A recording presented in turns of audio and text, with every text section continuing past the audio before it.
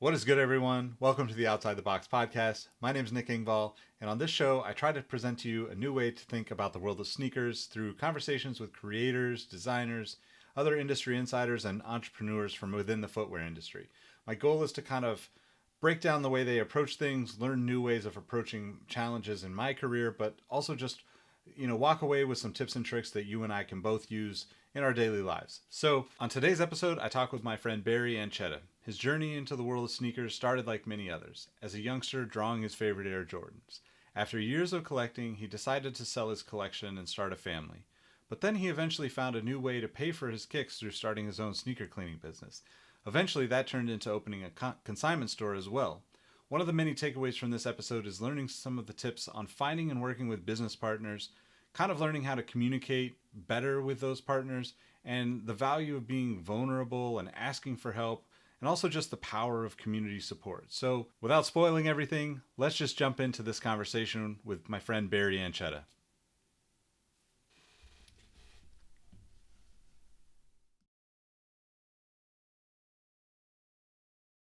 Hey, what's good, everyone? Welcome back to the Outside the Box podcast. My name's Nick Engvall. Today I have my friend Barry. I feel like this is the possibly one of the most long overdue conversations, because Barry and I are not only like connected in the sneaker world pretty closely, but we also are in the car world, cycling world, like Bay Area, hip hop.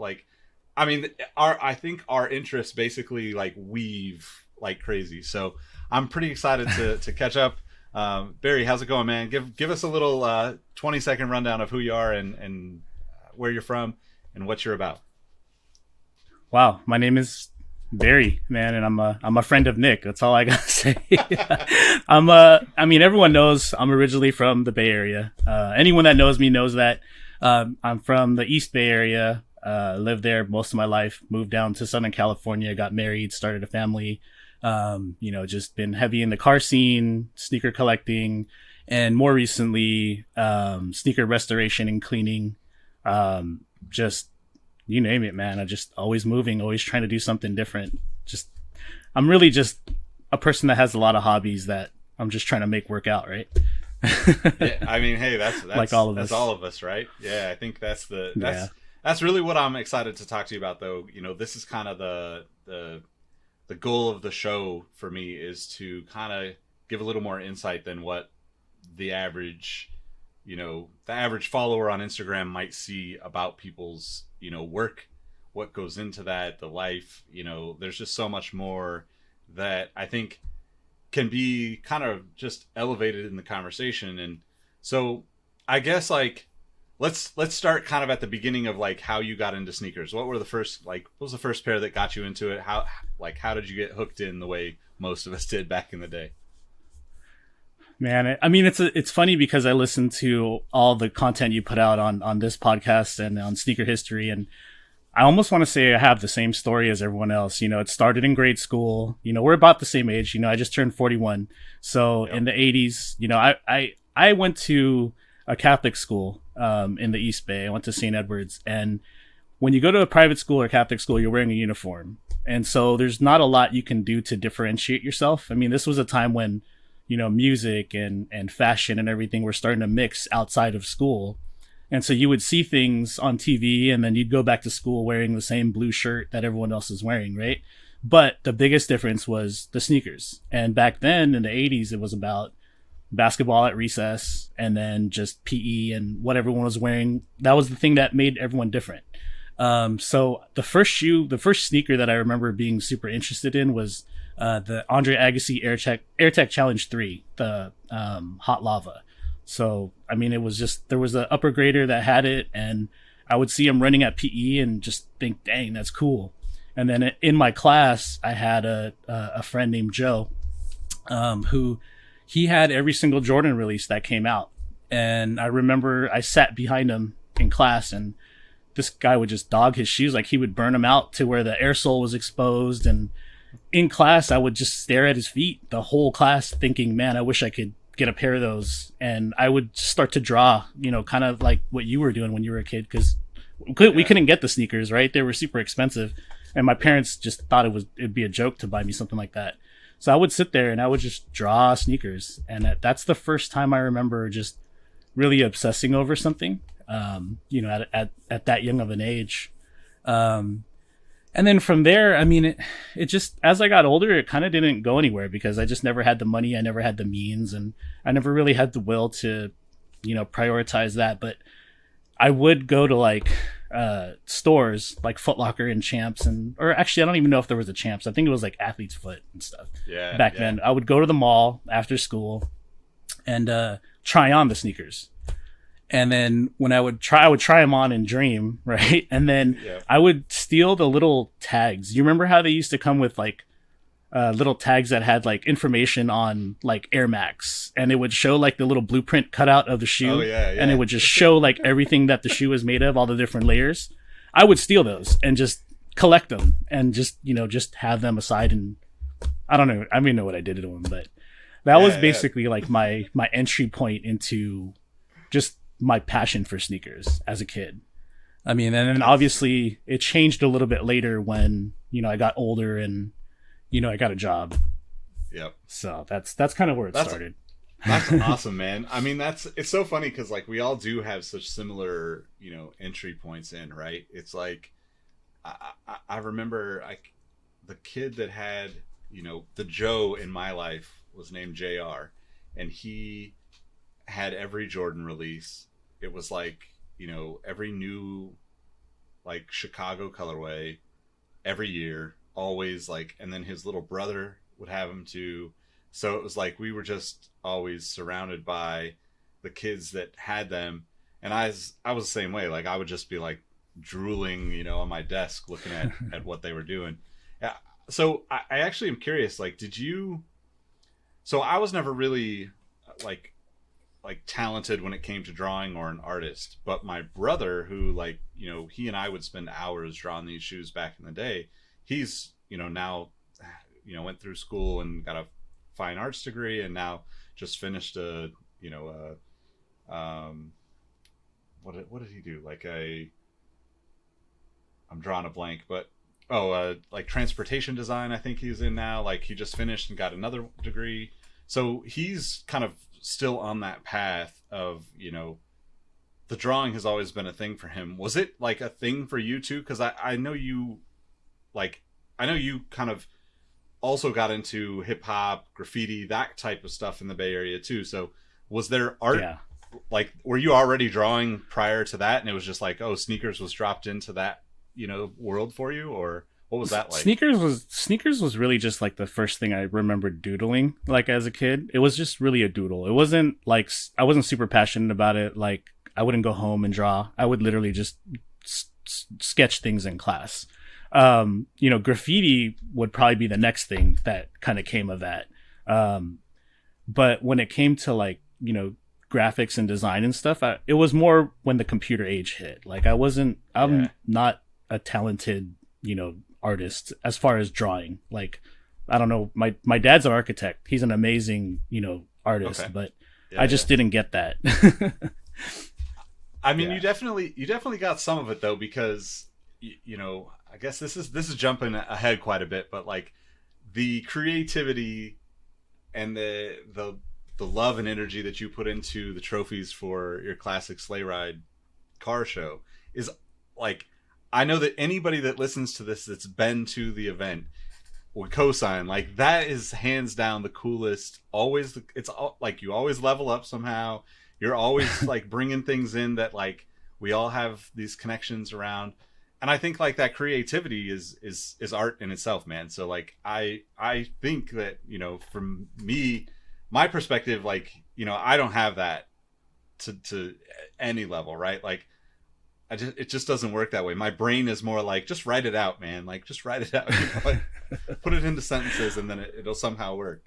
But I think that aspect, I appreciate that, man. Cause I'm glad that you see it. And I think what it is really is just, it stems back to the whole wearing a uniform and trying to be different with a sneaker. Like that it's the same thing. I mean, with Classick, I mean, we might get into that a little bit later, but the whole the whole community built around that is because of, wanting to be a little bit different than the next person. And I think that's why I've always been so passionate about things like sneakers and fashion and music, because those are the little things that you can kind of grab onto and express yourself versus, or express yourself in a positive way. And then obviously as I've gotten older, realize that I get to connect with amazing people like yourself and, everyone else that I've met just doing random things. Yeah, it is really kind of fascinating, like how, I guess, like we kind of talked about it before we started recording, but just like how all these different worlds overlap so much, and how it's really cool to, like, especially like just seeing you have a presence in these different places, and I'm just basing it off of my experience, and like people know that I'm into cars, but it's very segmented. Like the people that know me and the car stuff, I've known for a really long time because I was big on the message boards in the early years of like the Honda scene, right?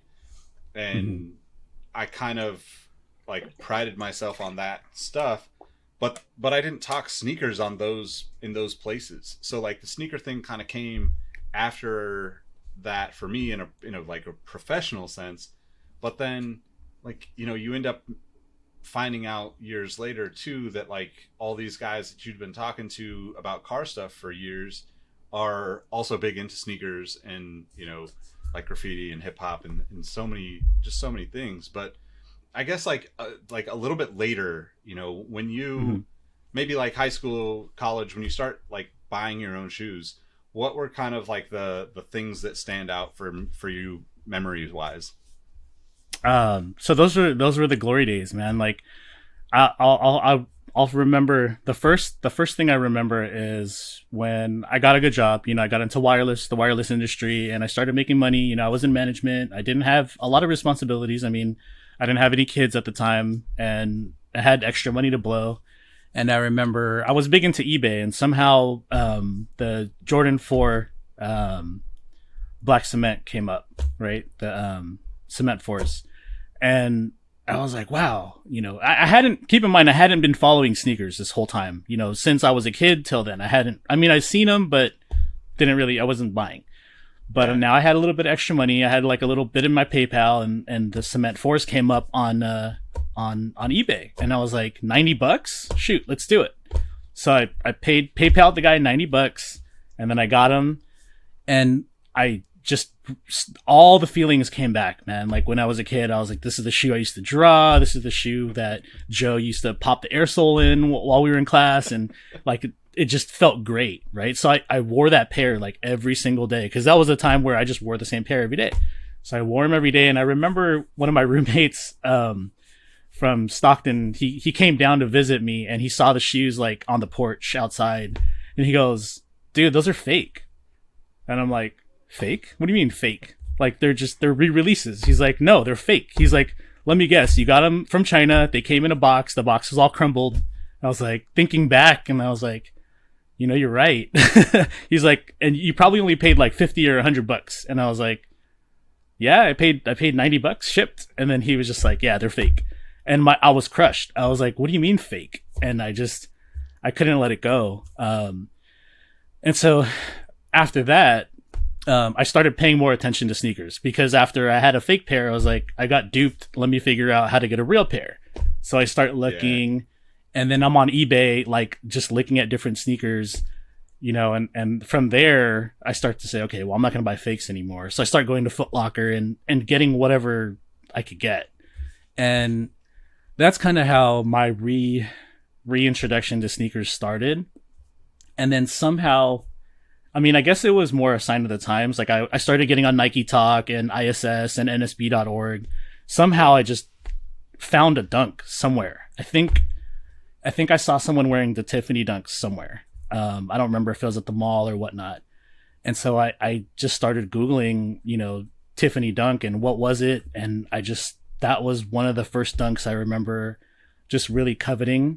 And then that's where the hunt started, man. From there, it was just like wildfire. I started, going to the local skate shop and schmoozing with the owners and, the whole bit. But those are probably some of my best, like, early memories as far as reintroduction into sneakers more as like a collector. Yeah.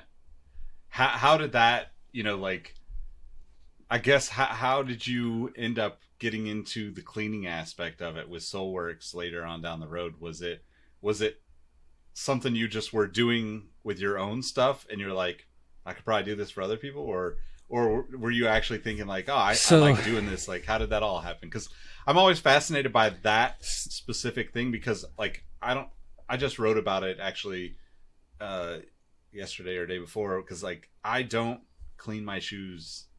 Like, I'm like a bad sneakerhead, when it comes to that stuff. Like, I just, and you cleaned some shoes for me when I was living in LA, and like, I'm so grateful for people that do that stuff, because one, like, I see it and I'm so intimidated by even going down that path because I don't want to mess it up. But so how did you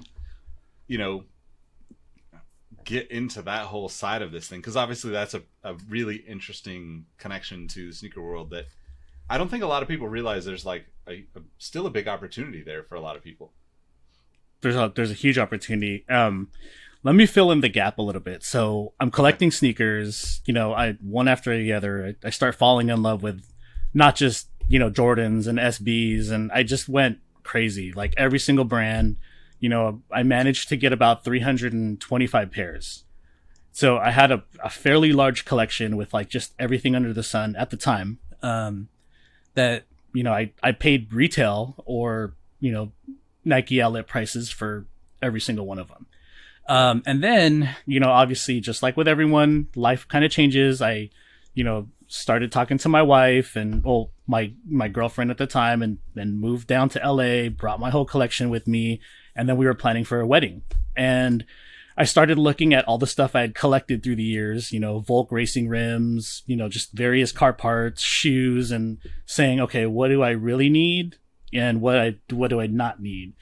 And, anything that I thought was like expendable at the time, I basically got rid of. So I sold my whole sneaker collection, about, I would say a good 90% of it. I kept like some of my favorites, like my Tiffany's and some other ones that I really like treasured. But I got, I just loaded them up into my SUV and dumped the whole collection, and sold all my car parts, my camera, my bike, everything, just to kind of streamline what I owned. I mean, I was moving in a different direction. I wanted to be responsible, start a family, and, we needed funds for the wedding. And that was the quickest and most efficient way to get the money without, taking a loan out or anything. And it felt kind of good to kind of cleanse and just get rid of stuff like old stuff that you don't need.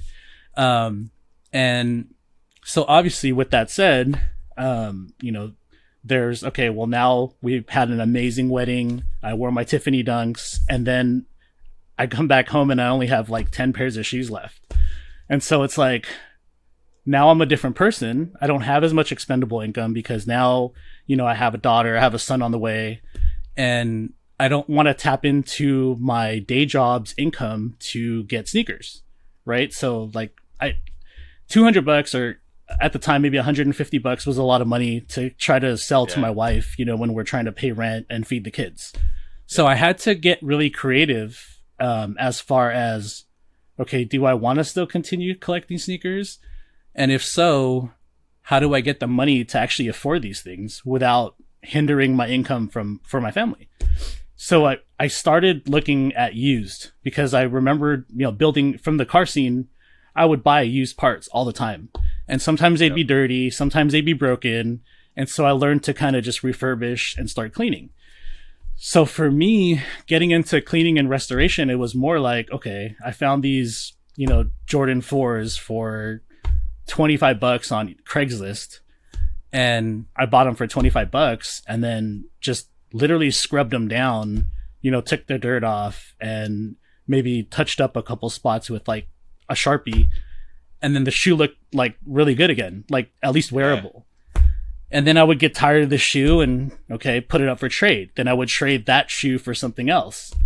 And so then my wife starts looking at what I'm doing, and she's just like, where'd you get those? Well, I just traded, and then, so from there, it kind of like sparked something in me where I was like, hey, there's something here. Like, if somebody's willing to let go of a sneaker for super cheap and I can figure out how to make it look really good, not only can I enjoy it for a little bit, but when I get tired of it, I can flip it and get something that I want next.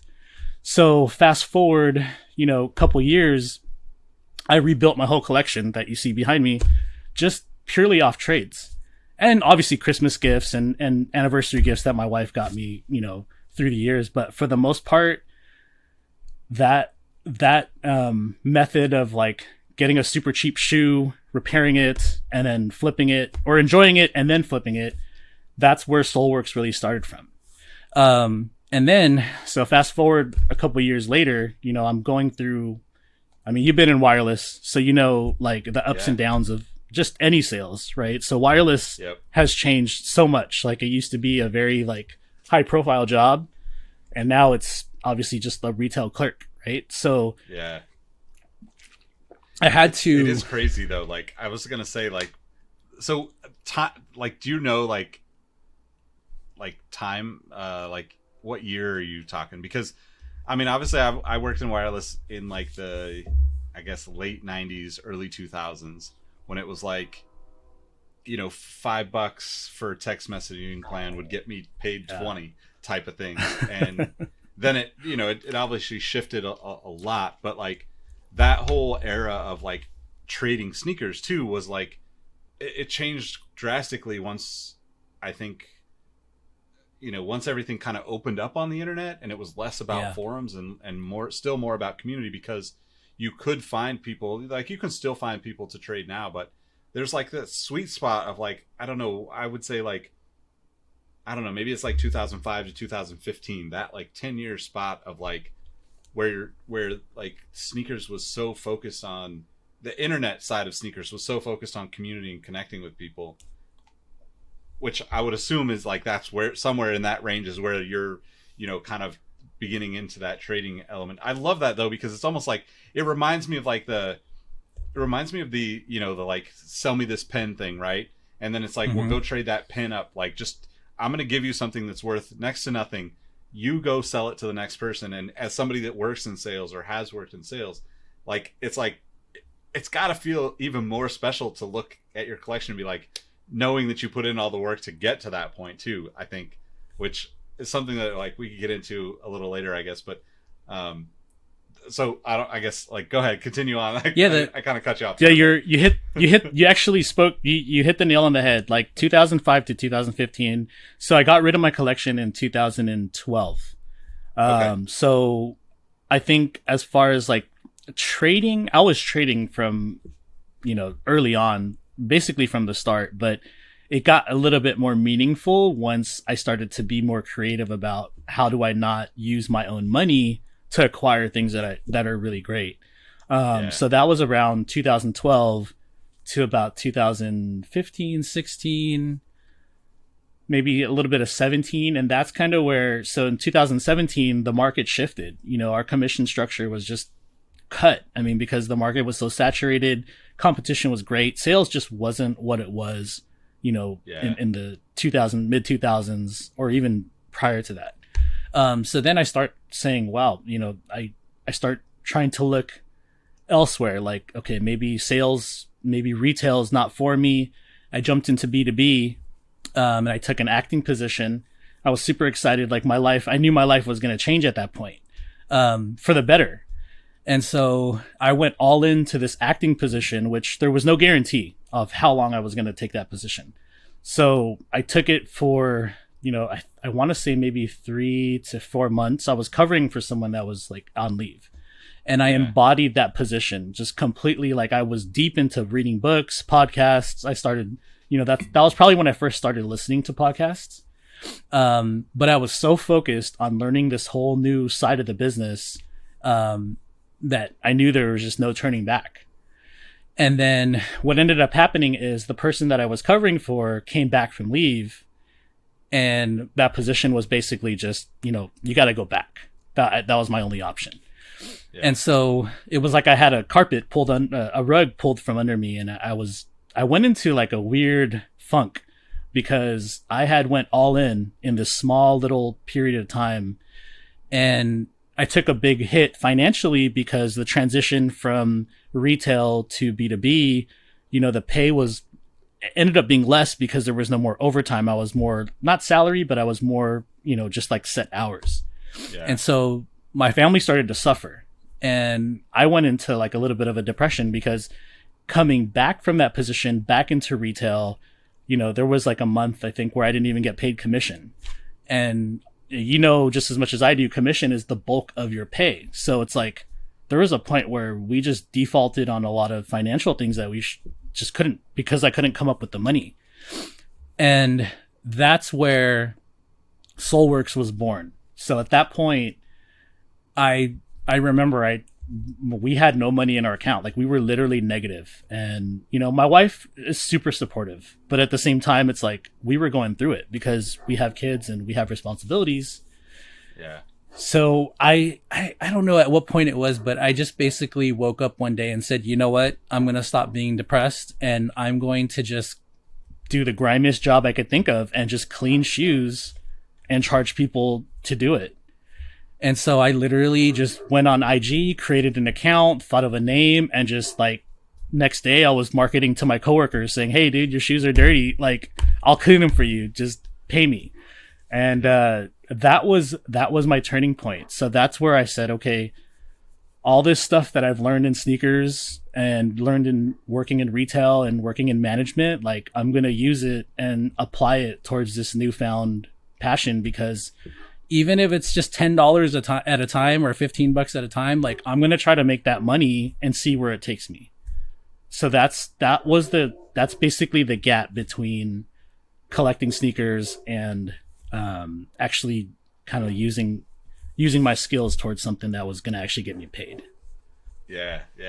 It's crazy too, because like, I started, brought back this Outside the Box podcast to talk about, I guess, like the more of the process and the work behind all these things that people see, right? Because we all have the tendency to only share the good things on our social media because that's when we're excited to share. And I didn't really intend for this podcast to get as deep into these kind of challenging moments as it has, but every conversation I've had so far is very similar, right? Like, it's like, losing a job, losing, like switching back and losing income. It's like this repeated story, right? And it's so beautiful to me because I'm basically in that same point right now, and I'm like hoping that like these things, jumpstart something new for me in my life by having these conversations and sharing this content. But like, it's also like really cool to, it's cool to me to have everybody that's come on, including yourself, be so open and about sharing that, because it's challenging stuff to talk about to begin with, let alone to like put it out there, in front of however many people end up watching or listening to this, and like, look, we were going through it. And I don't know if that's, part of that might be because we're all kind of looking at like coronavirus in this last year or so of like, hey, we've all been going through it, let's kind of deal with these things, because I'm sure like you're probably typically come from the same background as me, where like in the family you don't necessarily talk about that stuff, right? And like with your friends, you're trying to have fun or do like you're living a different life, and you don't get into those things as much. And it's like relationships always are a talking point, right? Like, it's always you always find those friends, coworkers that you can bounce relationship challenges, conversations off of. But in terms of just like the real stuff that's really challenging, I'm not saying that like relationships aren't always a breeze, but like the internal stuff of like, wow, this is like really tough times. And I think that's such an awesome thing to be able to like talk to you about, and to be able to continue to have these conversations with people where it's like, wow, like to be able to say like, look, tomorrow's the day, like, I got to start doing this differently is really powerful, because I think we all are always, not always, but we're always, we all go through those moments of like, however long it is for you, right? Everybody has it. And sometimes it's days, weeks, months, years, like it just depends, and then eventually it's, something snaps and clicks, and it's like, okay, well, like like tomorrow's a new day and we're going to start. And I'm like, obviously, like, I don't know when we ended up meeting in person the first time, but like, I feel like we've, like I said at the beginning, we've probably been, I mean, even just like, we haven't even talked about car stuff, but I guarantee you we were at the same shows for years, right? Without, or even like Dunk Exchange back in the day, like maybe Cow Palace, right? Like that stuff was like a norm for all of us that were into sneakers throughout the Bay Area, right? So it's really cool though. And like, so with Soleworks, like I know like it started off with kind of like the cleaning thing. Seems like you've kind of taken it and, done, I guess, a little bit deeper dives, restorations, that kind of stuff. How does that all kind of play into where you're at now with that part of what you do?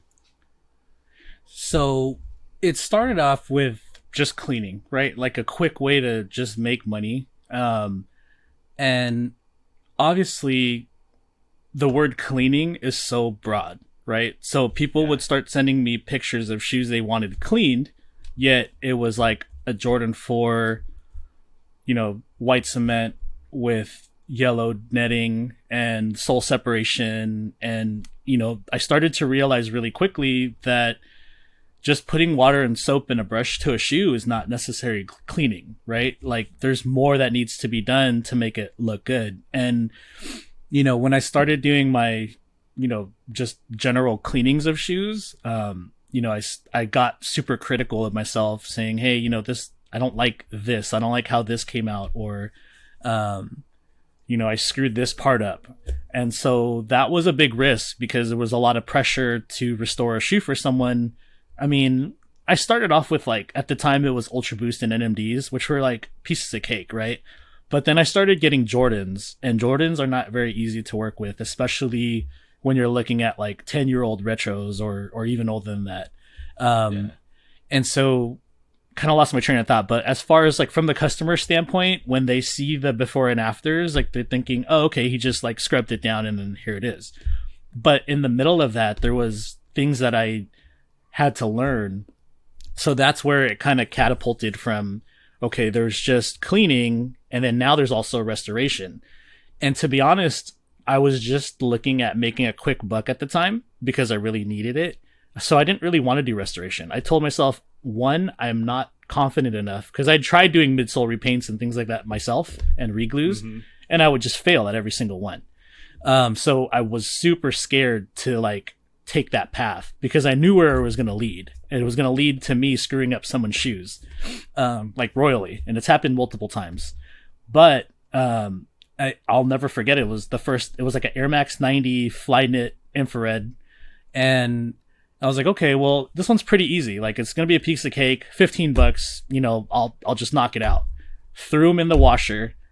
And what I didn't know was that the infrared paint on like the overlay, I assumed that it was just like part of the overlay, like the color. But when I washed the shoe, the paint came off. And I was just like, holy crap, like what do I do? And I was stressed out.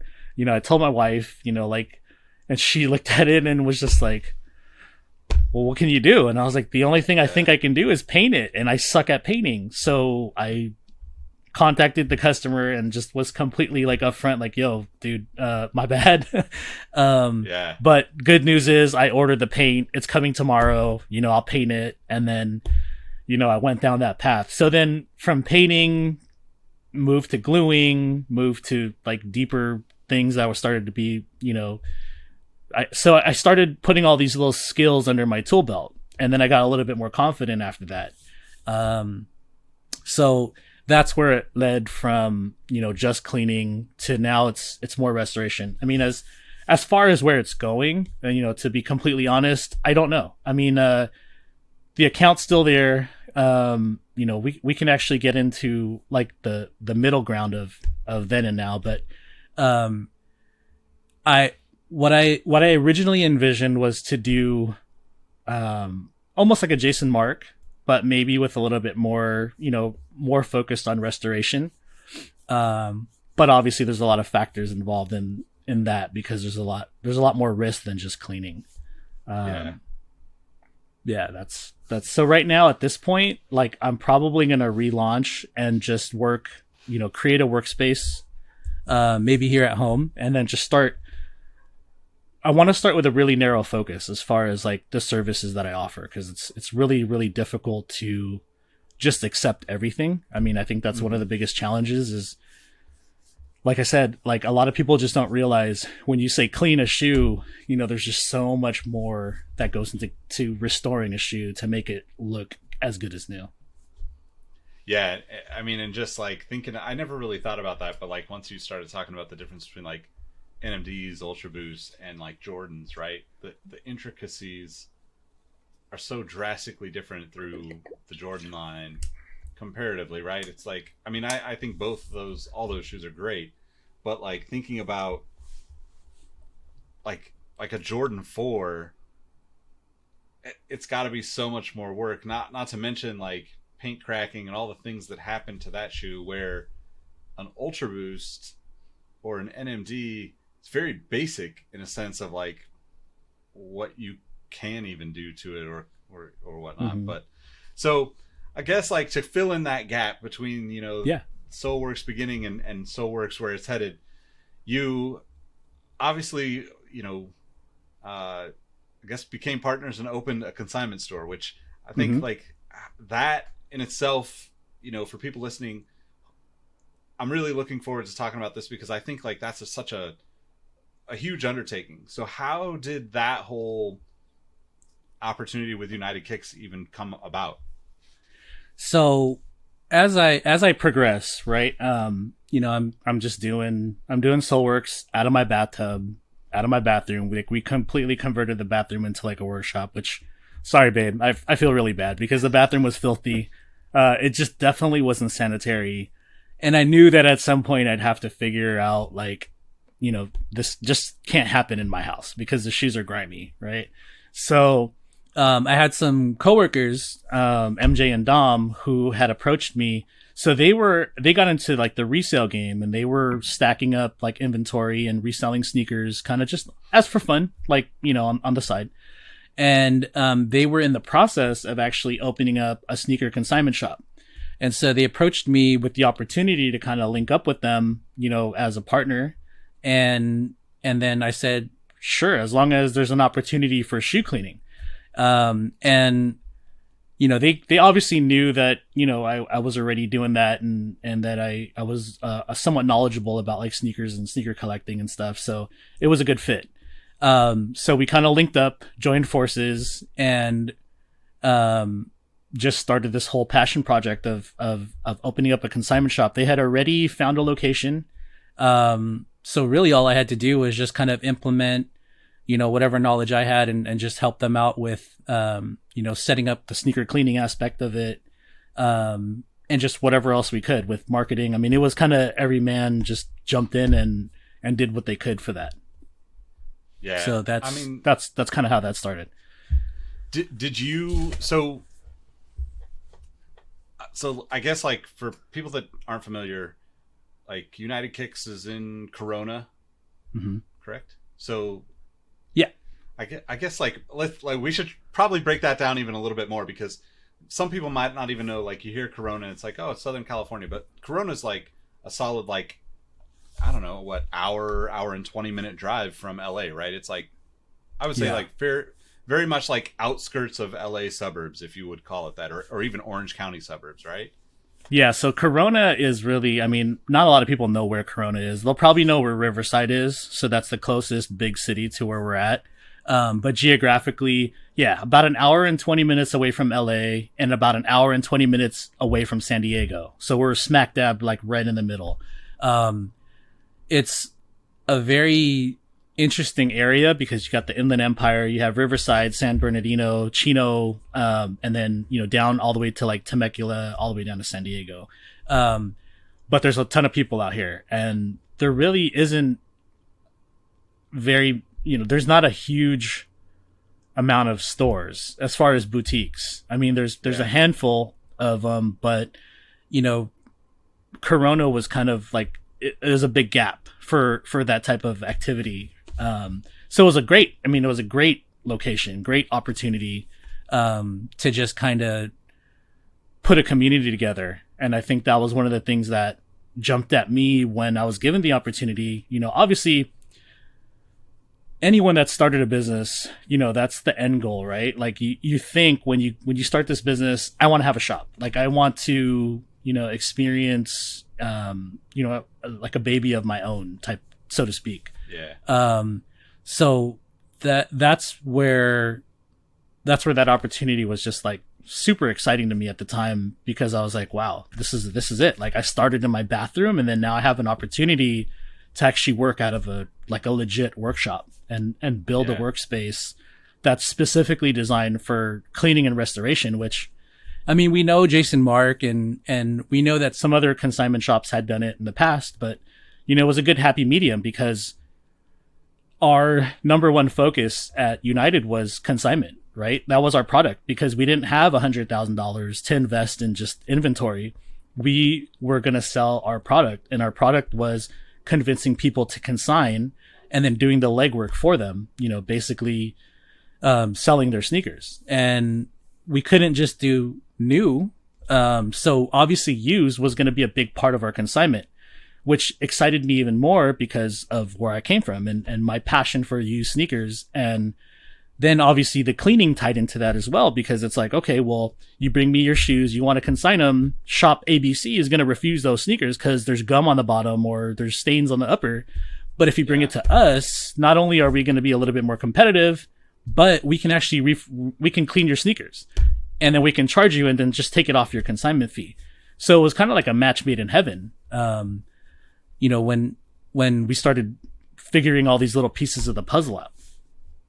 Yeah, that's kind of awesome. I didn't really think about that. I mean, until you kind of said that. Like, I obviously knew you were doing that when I came to visit the shop and stuff, and we talked, but like, didn't really connect until right now, because it's kind of crazy to think like, and you see it online, right? Like me and my experience at StockX, one of the things that we went back and forth on for months, maybe even years, was like, do we do used shoes, right? Because Goat did use shoes, right? eBay did use shoes. And like at the time, like we're trying to find our kind of lane in that whole secondary market. But like at the same time, we were also, like the focus was making it like a stock market, right? So it's really kind of interesting to be able to like one, the location, there's no, like there's Jason Mark and Sneaker Lab, like downtown LA. There's a couple of those, spots in Orange County that people could get to. And there's not a whole lot going on in San Diego in terms of that kind of stuff, boutique or even like the cleaning service, right? I know like my buddy Justin's store prospected, cleaning service through Sneaker Lab and like, a partnership there, but like there just wasn't a whole lot of that, to the point of like the location and then taking it a step further. I'm just curious, like, did you guys like ever, this is something I've always wondered about when like partnerships happen, but like, did you guys talk about like, with so much excitement in just like getting involved and moving forward, right? Like, I feel like I would be exactly the way you were in that. It's like, I think we talked about it even, right? Like at the end of the day, like if you're a sneaker person, you've kind of always had some, back of the mind dream of opening your own store or something like that, right? And it's to me, it's more like, I guess that dream for me would be to open the store to kind of showcase what I appreciate about shoes, not necessarily what I want to sell or what I don't think of it as like I just want to do the same old store, right? It's like really it's like the personal stories for me, or like the people that I would get involved in the store. But did you guys talk about, as you started that, like the direction that it would go? Like, was the conversation around cleaning and stuff from the get-go, like in terms of like, how do I add this on and take a piece, take like my commission or whatever the pay is for this out of their consignment fees? And then like, did you also think about like, or talk about I guess like future stuff, like where you wanted to go with the store in terms of like physical location or multiple locations and all of that stuff too? Or what was that what were those kind of conversations like? So the biggest thing with any partnership is communication, right? Like I was in constant communication with my partners about what we're doing now, what we're doing later. We had endless plans for a lot of things. We all kind of come from the same background as far as, work experience, management experience. I mean, we were on the same page 100% when it came to customer experience, aesthetics and things like that. Like what we want, what we envisioned from the moment a customer walked into the store until, the point where they purchased or they got their shoes back from cleaning. A lot of it though, just kind of like the whole cleaning, taking consignment or taking a fee off the consignment, that kind of came with like just experience, because we start thinking, hey, we're cleaning these shoes or we're getting these shoes in and they're dirty and we're not going to sell it dirty. Like we've been to stores where they, what do you call it? Like they shrink wrap the sneakers and they're on the shelf and then you pick the shoe up and there's like, bird poop on the bottom of the shoe. And that's just like, obviously we were very sensitive to aesthetics and cleanliness and things like that. But yeah, no, we definitely were in constant communication about, what we're doing, how we can improve, and then just basically going through the motion.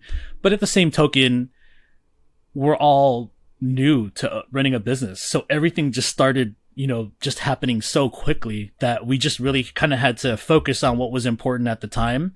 And then a lot of our downtime where we were like cleaning shoes and doing stuff in the back is when we would discuss like, hey, there's this idea and that idea.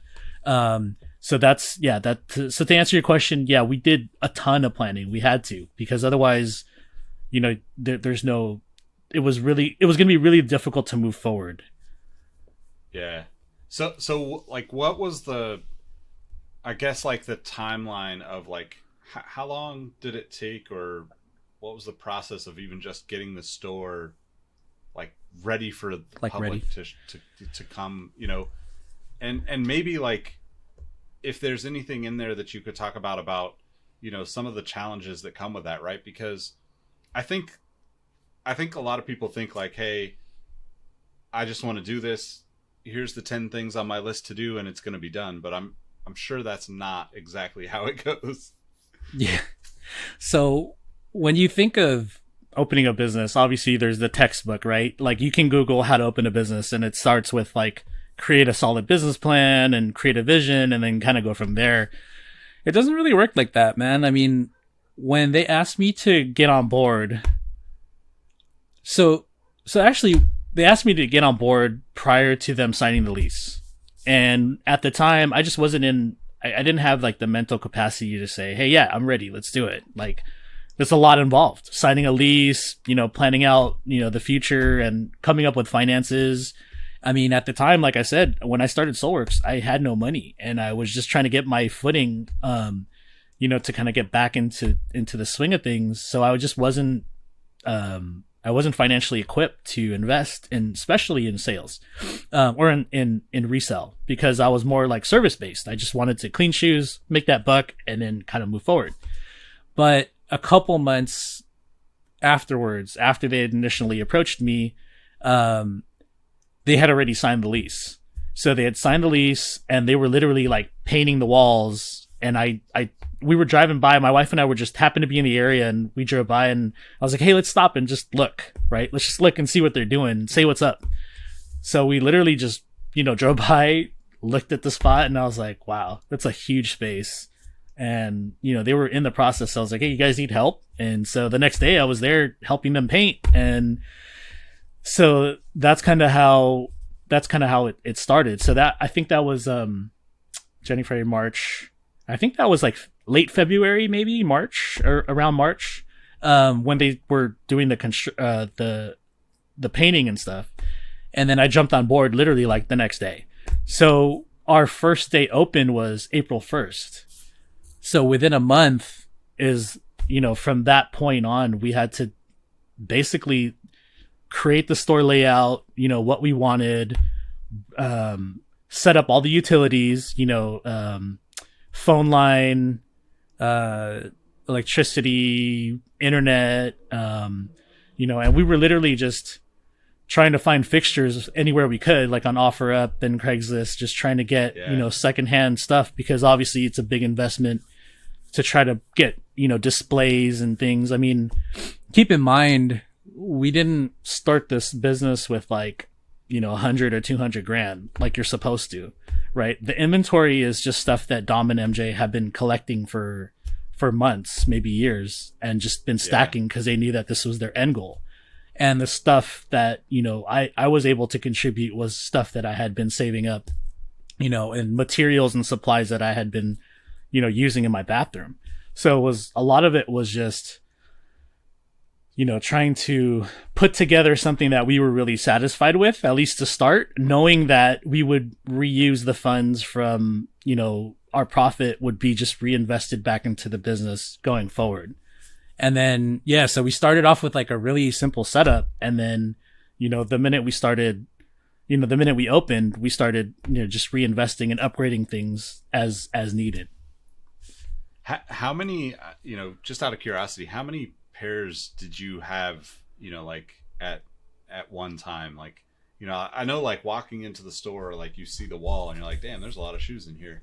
But it's hard, I think even when I came and checked it out originally, it was when I walked into the back, it was whoa, this is way more, there's way more to this than what you see, even though you're seeing this wall full of shoes and you get the googly eyes and you're excited to be in it and the vibe, and you guys always had good music.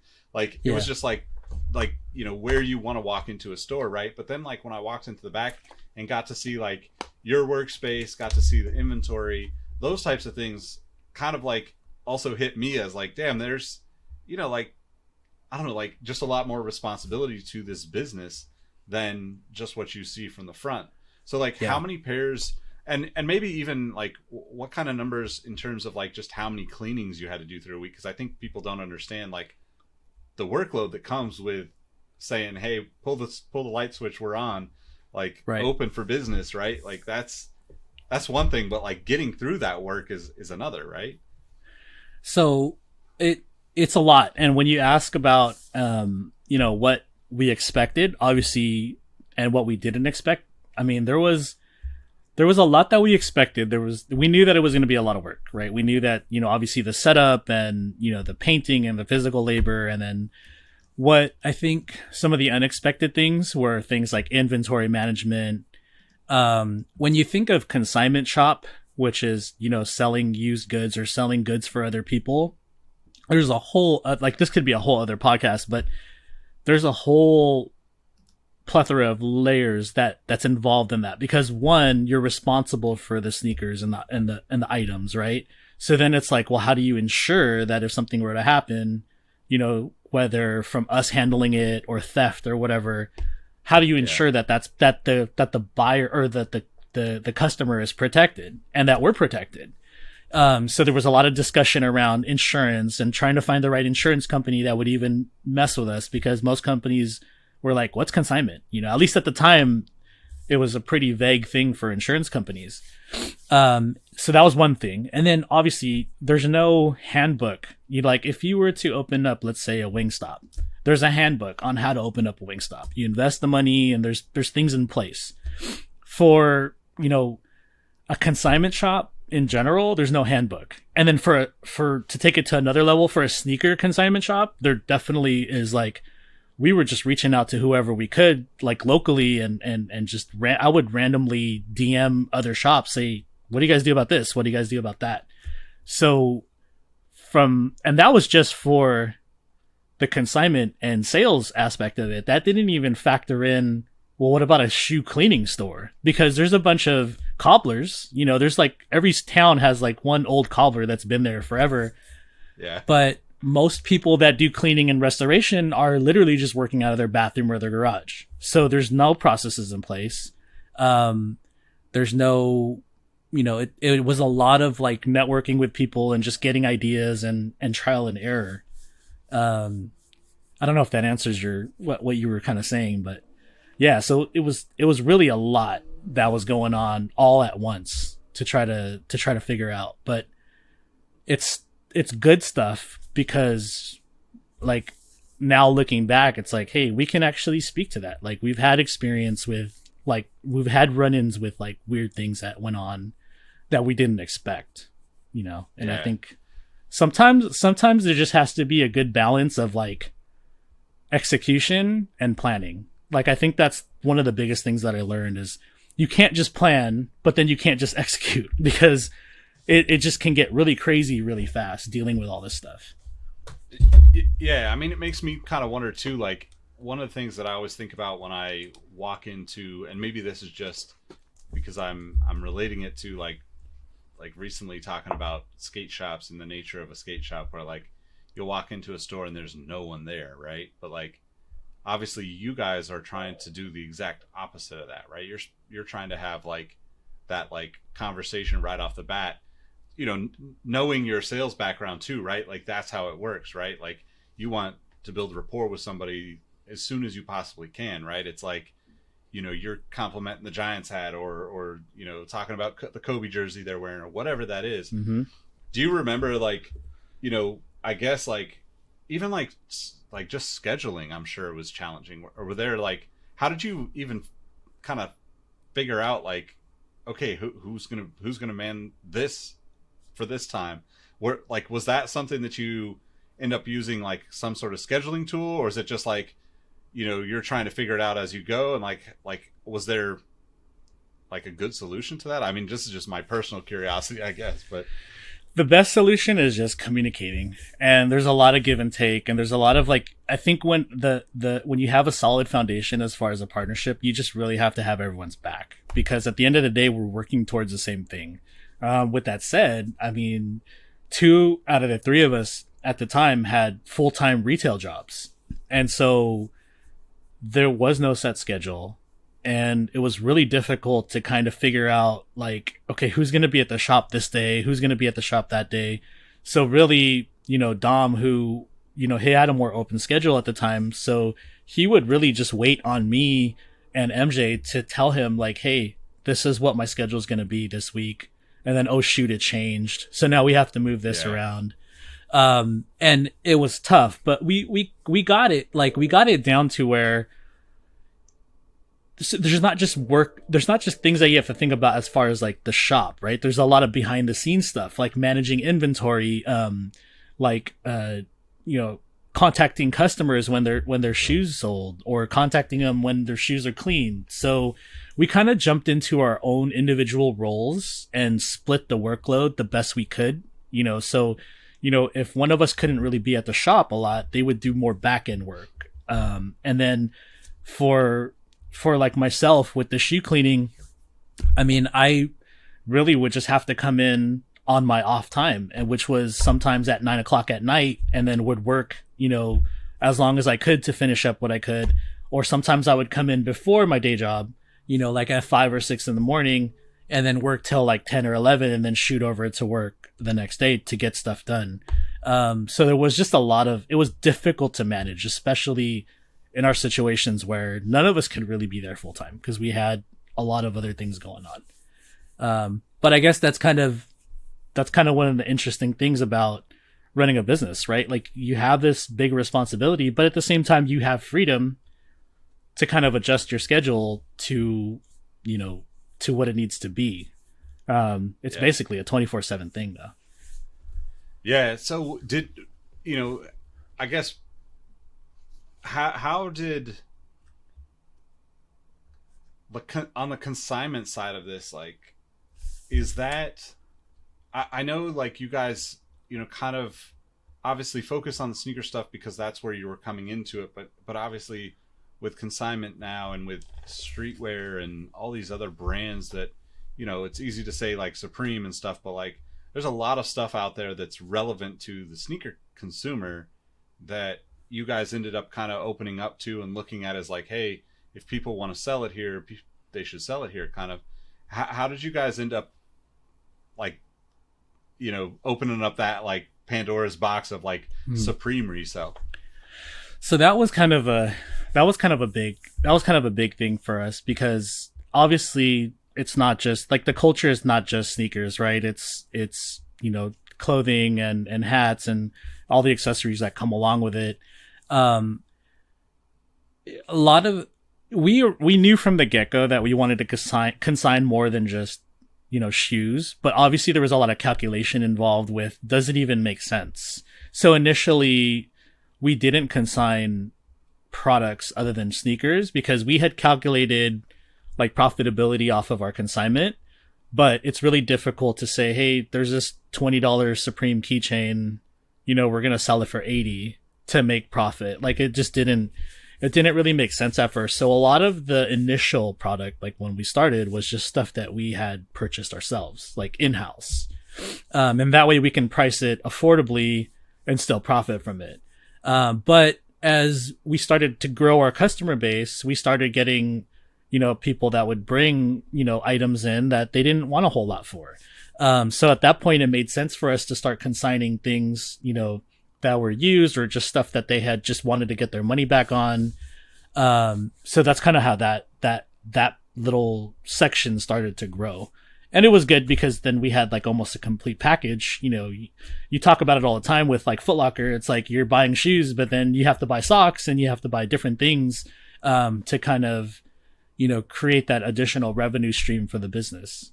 And at the same time, Supreme is an hour and a half away from Corona, right? And so anyone that was in that vicinity, like we had people that actually would come into the shop from out of state and like, hey, we were at Supreme yesterday and we had a cousin in Riverside and now we're here and all this stuff is here. That's cool. So yeah, it definitely added a lot of value to the community that we were kind of building at the time. Yeah, for sure. That analogy is like, it's priceless, man, because especially like, whether any type of sales, right? Whether it's wireless or shoes or, United Kick stuff, like just being able to understand that, like, to make the most off of that customer, not in like a sleazy, cheesy, like aggressive way, but just like, hey, if that person's interested in something else in the store, you got to take advantage of them being in the store, right? And right. I think that's something that's always kind of fascinated me in, like, so many of the sneaker stores don't do that, right? And yet, like, I mean, you could probably attest, like, if you could sell that, keychain along with that pair of shoes, hey, there's way more profit sitting there,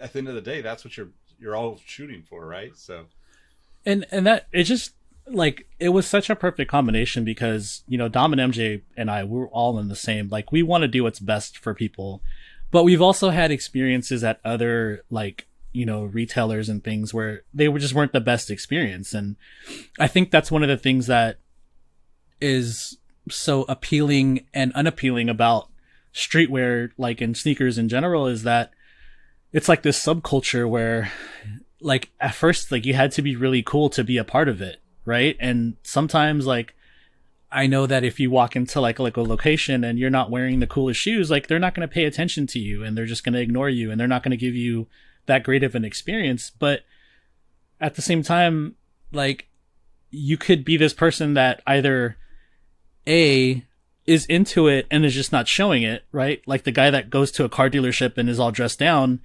Or B, you could be brand new to this and you want to get into it, and this could be your entry point. And if we give you a bad experience, then you're going to be like, well, maybe this is just not something I'm interested in if the people that are partaking in this are like that. So we all three of us always had that in mind whenever someone walked through the door. And so that was one of the things that I enjoyed the most because, like, it was all about the experience and a different experience, that we could provide just based on, how we feel the experience should be for something as coveted as sneakers or streetwear. Yeah. So with all of that said, like, what are like a couple of things that, if you were to go back into this whole idea of opening a consignment store or resale shop or whatever you want to call it, like, what would you do differently? Like, what were some of the things that you kind of think of like, damn, that was really good, and also on the flip side of like, well, that was like a crazy mistake I don't ever want to repeat? I think, just to be completely honest, I think I would have tried to be a little bit more prepared financially. Because that was one of the big reasons why, I had to kind of separate myself, because obviously the pandemic hit. We were in the middle of a big move, like a very positive one that we'd been hoping for. But when the pandemic hit, there was just a lot of uncertainty. I mean, you experienced it. We've all experienced it. And at the time in my head, I kind of was weighing out like, okay, do I have the passion to continue? Absolutely. 100%. My partners are super supportive. We had a lot of difficulties and challenges that we've made it through together, right? I want to continue this. The passion was definitely there.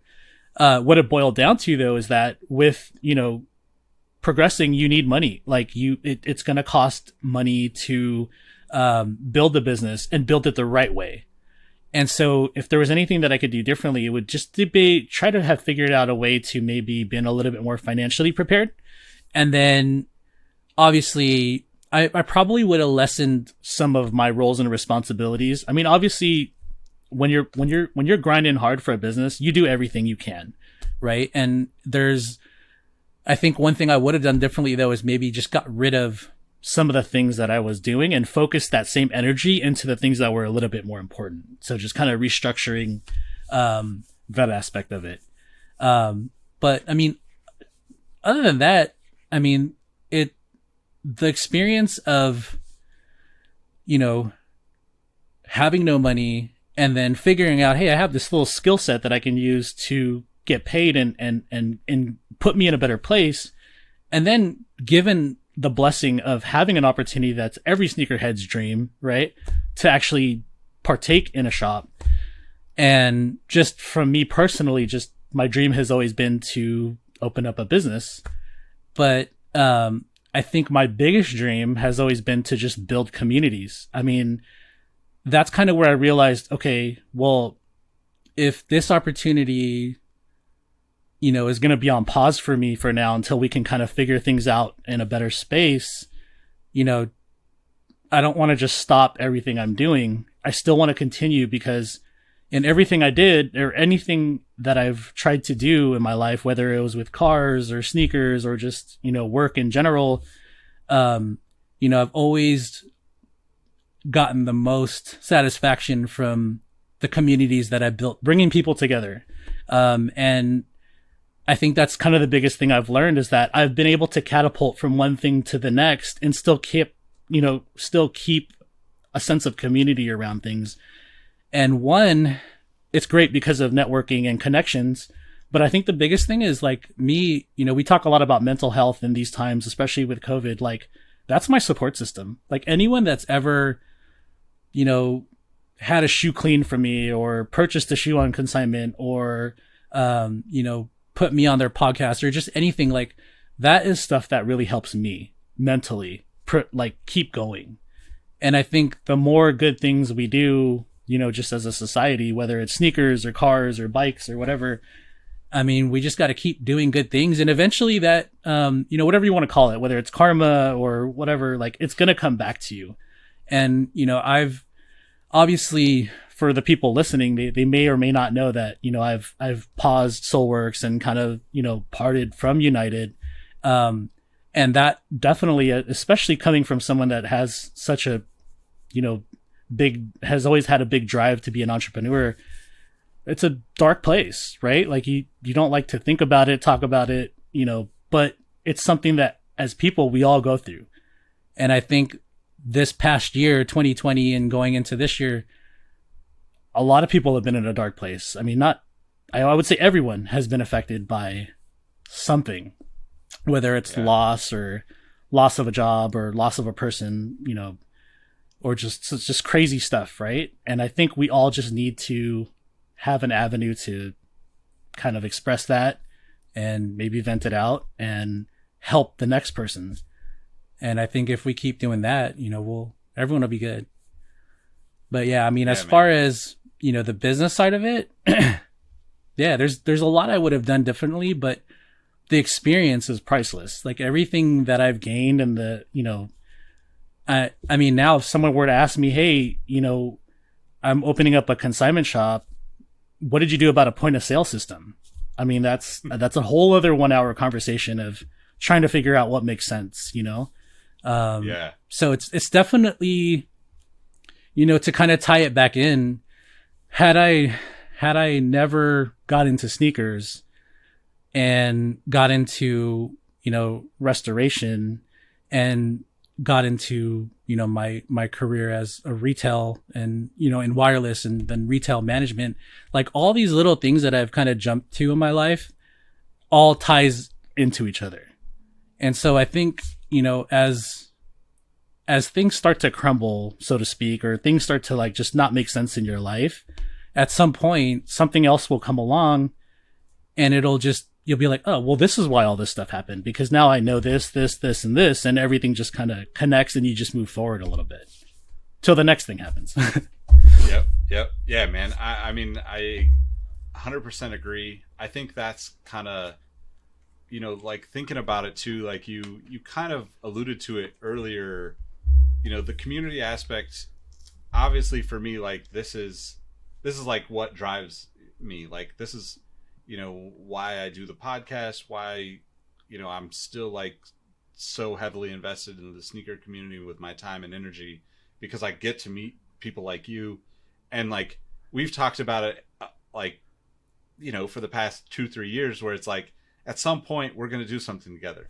When the timing is right, we're going to do something together, whether that's a business or a project or whatever it is. We know it's happening. And I think like you mentioned this earlier, but like even when you don't realize it, you're really like leaning on community, right? Like you said, you know, when you run into questions about shop stuff, right? Like you're DMing other shops, right? And you're hitting people up that are doing this stuff. And I think that like the perceptions going into this, and like, you know, thinking about like, do you want to open your own store, right? Yes, but like it's never your own thing, right? Like, yes, your name is on there and you're responsible for it, but like it's all the other people that actually make all of this stuff happen. And even when it's something like trying to find out a POS system and like, how do you, you know, like what do you use for scheduling? What do you use for consignment? You know, like all that stuff is like, you're always leaning on that community. And I think that's a really beautiful takeaway from this whole conversation, because it's so important for me personally, like you said, the mental health thing, right? Like being able to talk to you on this, you know, and before, and like inevitably after, and like texting each other and checking in, but like just like the guys in the you know, the sneaker history Discord, right? Like those, like there's so many people that like this year has kind of just been like, you know, like as much as it's been so difficult, or not this year, 2020 and the pandemic, right?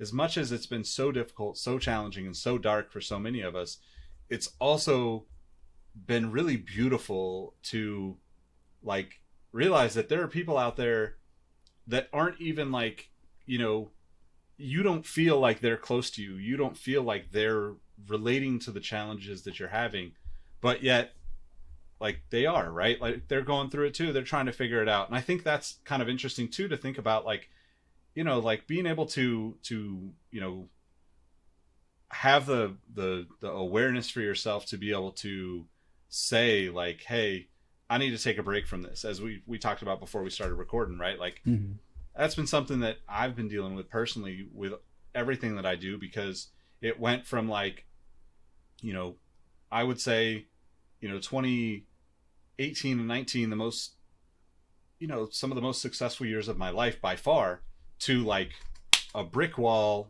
March happens, everything falls off, and like things have slowly started to move in the right direction, and all of that too is similar to your, you know, like conversation of like, hey, this is just like people that you keep in touch with, and like whenever the right time happens, it will happen.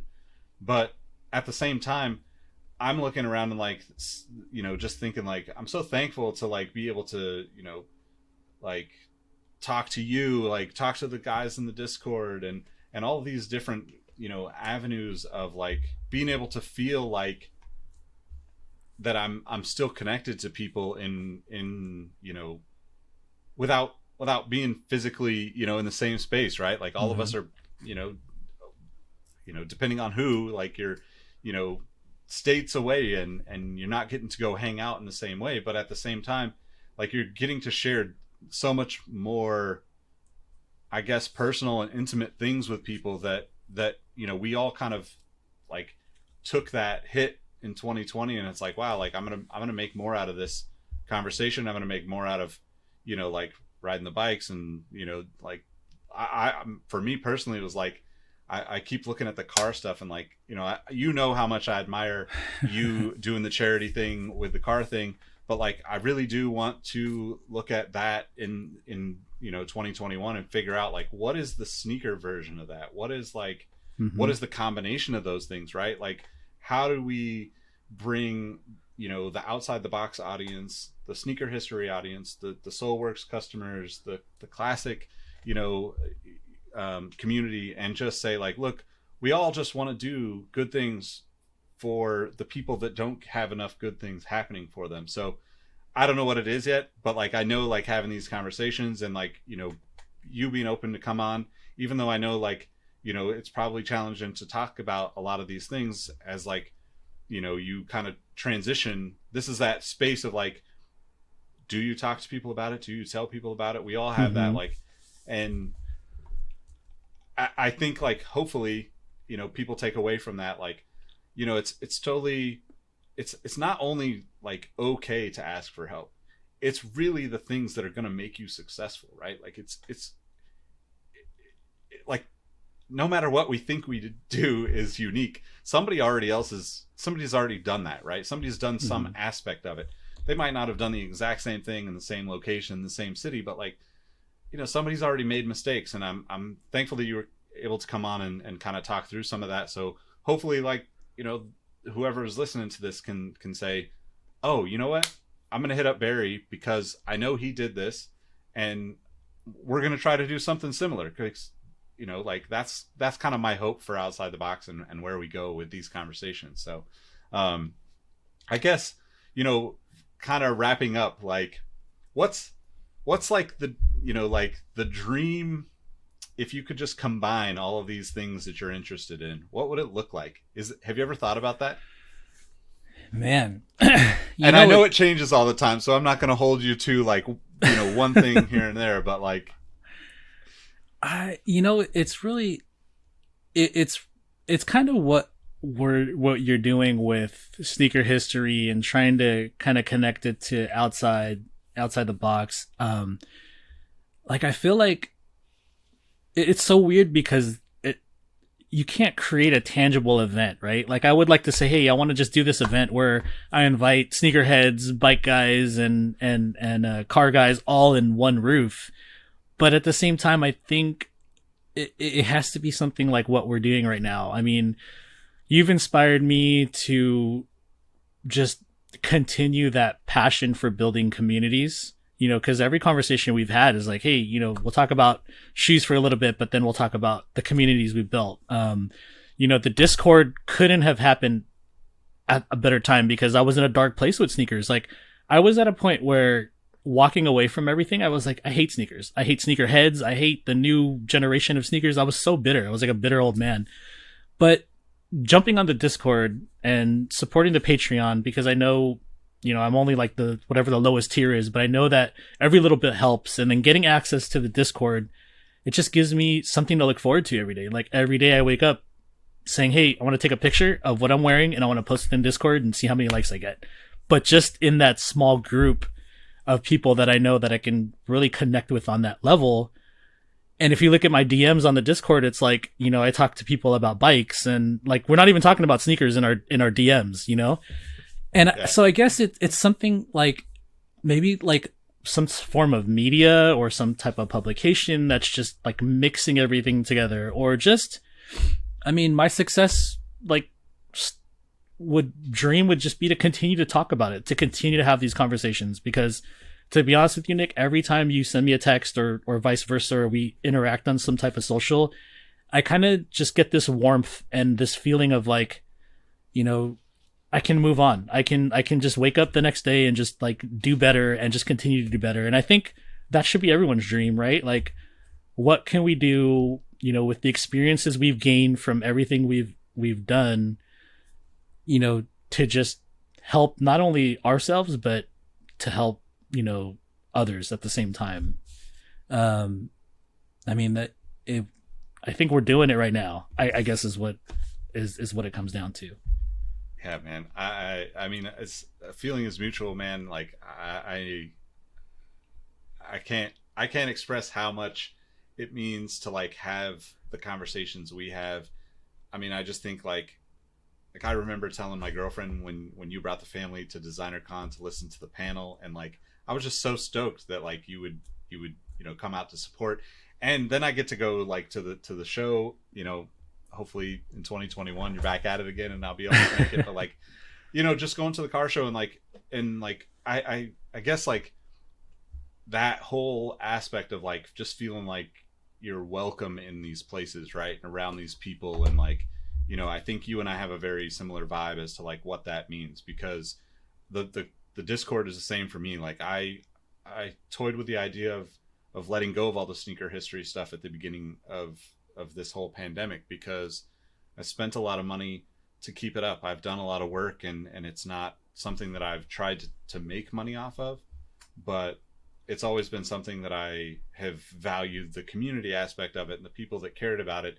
And, that shift is really an interesting one for me, for conversation for another time. But, just, it made me realize the same thing that you just said, right? Like the people that are, out here supporting and like, not even just like talking about shoes or anything, right? It's literally like, these conversations just open up to other conversations. And I don't know whatever we end up creating together, like I'm super excited for it, man. Like it's gonna happen, and like it will be that, right? It'll be that, like, so I just think of like, there's like this beautiful chaos that comes from being, I guess, people don't consider Sacramento the Bay Area, but I spent more time in the Bay Area than I did in Sacramento most of the time. So I say like that in like the, like just the Bay Area has something that's, that is so, like, it's just so mixed up and cross-cultured and all of these different things where, you have skateboarders, you have,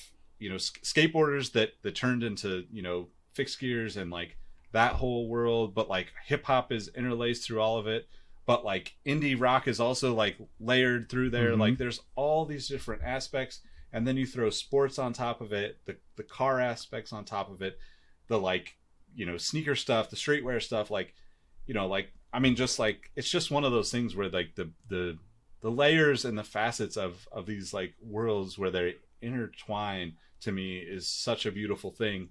And I really hope that we can figure out a way to create something that kind of like, does that and then inspires the next generation to be like, yo, we got to just embrace all these different things, right? Because the one thing that I really appreciate about, those kind of things and the conversations, and, like one of the things that like, I've like always been a fan of lowriders. When I was a teenager, like the neighbors had them, my friends' older cousins had them, my friends' older, uncles had them. So like, I was like big into lowriders when I was a teenager, like wanted to put, Dayton's on my Honda Accord kind of like thing. But my cousin was also, like 92 had a, Civic Si with 16s on it, and everybody thought he was crazy because the wheels were too big and all this. But like those kind of things, like there's just so much where you just, and, like I say that because like, you always have your friend, I forget his name, but you always have your friend that brings out the 62 out for the show. And it's like, I love seeing that. And I think like,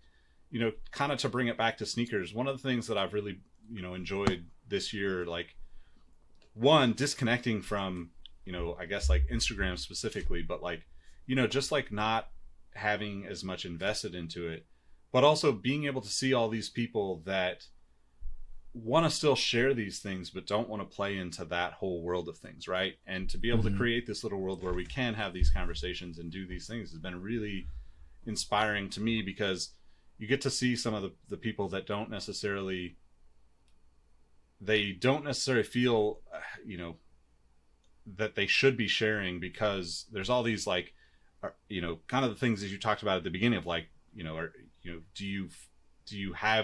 are you wearing the cool thing, right? Are you can you fit into this? Like there's this expectation, and my hope is that like more and more of these conversations will just erase that. You know, there will always be that, right? Like I don't have any, you know, beef with anybody that has that, because whatever makes you feel good makes you feel good. So hopefully that's, you know, what comes from this. But yeah, man, I just went on a long rant there, but to basically finalize it, I'm thankful to have this conversation with you. I'm excited to see where you go with all of these different things. And I guess last thing is like, you know, let people know how they can find you and follow you, and, you know, get in touch when they need to find out where to pick up a point of sale system and what works and what doesn't. I mean, I guess just the easiest way to get a hold of me is through my personal account on Instagram. It's at VERSEONE, VERSEONE. You can also reach me at Stay Classic, with a CLASSICK if you're interested in cars. And then for sneakers, anything sneaker related, you can DM me at Soleworks on Instagram. And those are probably the three best ways to just hit me up. I'm constantly on Instagram, and that's probably the fastest way to get a hold of me. But I mean, to anyone listening, if you have a question about anything, I mean, I'm open. I'm an open book. I mean, you know, I really appreciate this opportunity to finally kind of get an in-depth conversation with you, Nick, because, you know, I think the thing about podcasts is even starting my own, I mean, you think of a podcast as like the person that's being interviewed has to be like somebody, right? Like a CEO or something. And the thing that always comes to mind when I think about being on one myself is like, who am I? Like, I'm nobody. Like, I don't have this or that to speak about. But when you reflect about, you know, your life and your journey, there's value there in what you've gone through. And I feel like if the more people we can get on board with being able to be open about sharing their story, it's just going to help everyone. But yeah, man, I truly appreciate you, man. You've been such a huge inspiration with pretty much everything that I've done related to sneakers, cars, bikes, burritos. I mean, everything. So burritos. You know, that's thank you for that, man. That's yeah, next. burrito. That's a whole other podcast right together. Yeah, we should. The burrito podcast coming soon, man. I could talk about that all day. No, man, the feeling is mutual, man. I really appreciate you taking the time, you know, and looking forward to figuring out how we're gonna make this all work together and do some cool shit together too. So heck yeah. Yeah, man. Thanks for joining me, and thanks everybody for listening. We'll catch you on the next one. Peace. Thank you, guys.